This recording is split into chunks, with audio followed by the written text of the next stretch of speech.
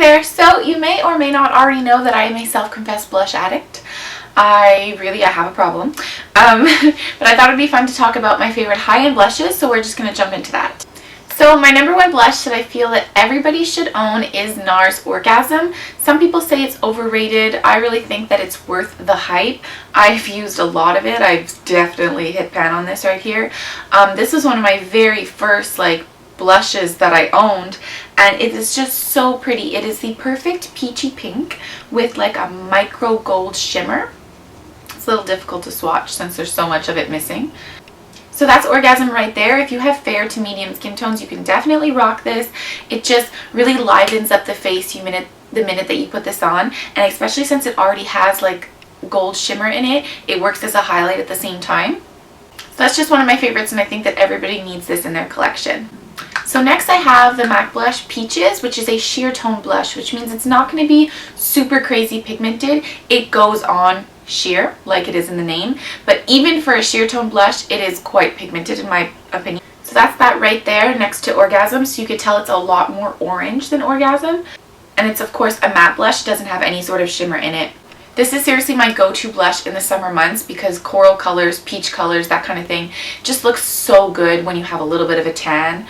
That's not to say that I don't wear it in the winter, because I do, but it just looks especially pretty in the summertime. So staying in the coral colors, I want to talk about this Stila blush right here. This is actually a self-adjusting blush. Now what that means is that if I'm going to wear it and you're going to wear it, it might not come up the same color. Now obviously all blushes are like this because my skin tone and your skin tone might not be the same thing, but what it's going to do is it has pigments in there that once you apply it to the skin, it's just going to adjust to look a little bit more flattering. And I have tried this out. I've swatched it on myself and a client at work, and you could tell that it comes up let's say a little bit more orange, a little bit more pink on certain people. So it has super fine little gold shimmers in it that honestly don't show up on the cheeks at all, I don't find anyways. When you swatch it, it just comes up really bright. So you'll see it's right up here. This is Peaches, this is Orgasm. As you can tell, it's a lot more pink. Oh, and if I didn't already say, the name is Self-Adjusting Blush in the color Coral. So the next blush is a Smashbox blush, and I think it might be discontinued. So I'm really sorry to be talking about it, but I love it and I had to include it. You might still be able to find it in store or online or something like that. So this is the Long Wear Halo Blush in the color Blissfull. What I really like about these blushes is that it's actually a compact color, and then you twist it and it grates the product up and it becomes loose. So I twisted it just a little bit. So this is Blissfull right here. I applied 2 coats of it, 2 swatches of it, because you could do it very sheer or you could build up the color. It's quite intense when you build it up. It's such a gorgeous berry with brown undertone. And of course I got a whole bunch of little powdery particles of this blush all over my white bed, which I happen to have just washed my bed sheets yesterday. So that's just perfect. But back to the blush, as I was saying, it's just a really nice berry color, and these blushes from the Halo line stay on all day. They do not fade whatsoever. They're really good quality. Okay, so the blush that I'm wearing today on my cheeks is this blush in Illamasqua. The color is Thrust. They have some really fun names in their line. So this is just the Illamasqua powder blush in the color Thrust, like I said, and it is just such a gorgeous fuchsia. I'm in love with it.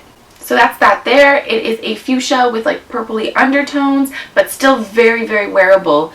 I didn't think it would be that wearable, but as you can see, I've been rocking this every day for the last few weeks. So it's just a really easy color to use.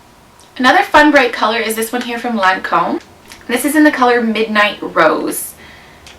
So it's this gorgeous color right here. I remember I was shopping with my friends, and I told them, don't let me buy any blushes because I have enough blushes.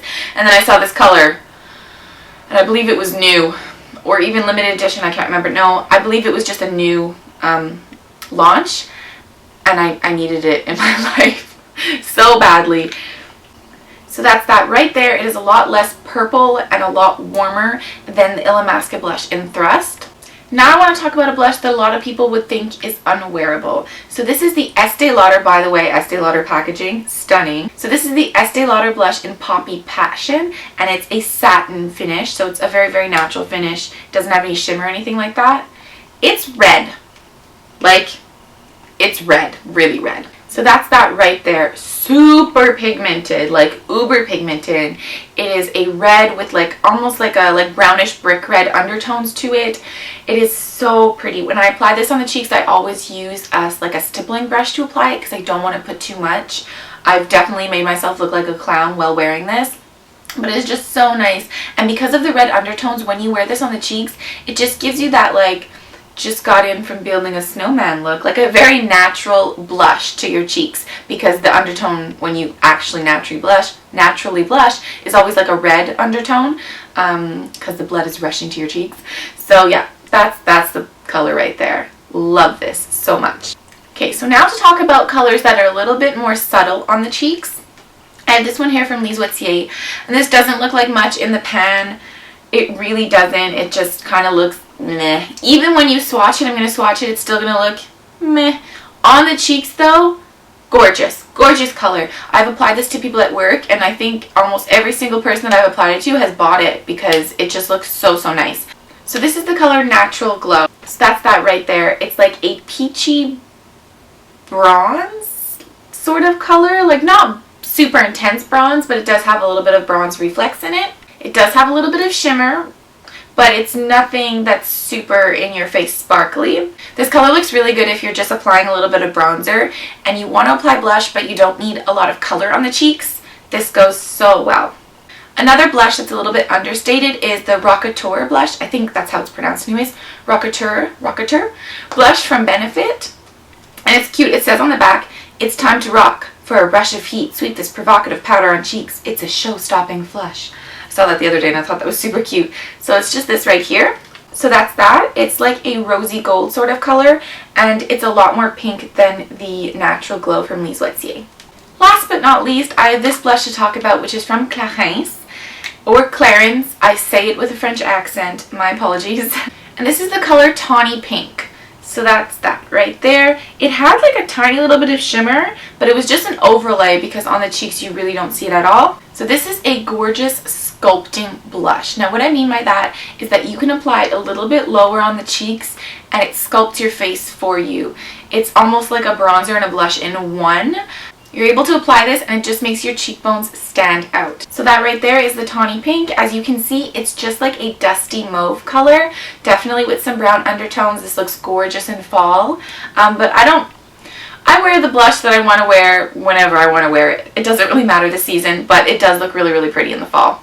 So that's it. Those are my favorite high-end blushes. You can let me know in the comments down below what are your favorite high-end blushes or drugstore blushes. Let me know if you want me to do a roundup of my favorite less expensive blushes, because I can certainly do that for you.